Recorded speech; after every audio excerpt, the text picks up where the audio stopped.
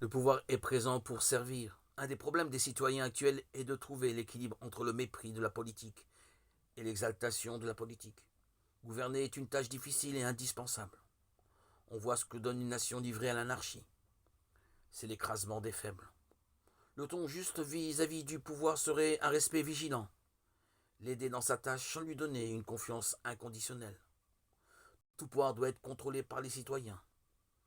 Un autre équilibre est à trouver, savoir exiger du pouvoir politique ce qu'il peut et doit faire, mais ne pas tout attendre de lui. Bref, être adulte aussi en politique.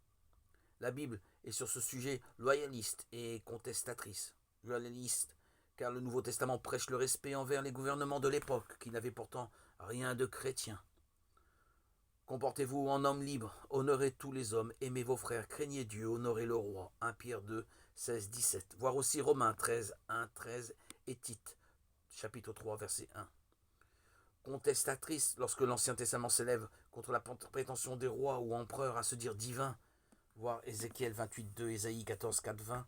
Saint Paul qui recommande à titre de prier pour les rois et tous ceux qui détiennent l'autorité rappelle, il n'y a qu'un seul Dieu, un seul médiateur, un homme, Christ Jésus, qui s'est donné en rançon pour tous. 1 Timothée 2, 1, 6.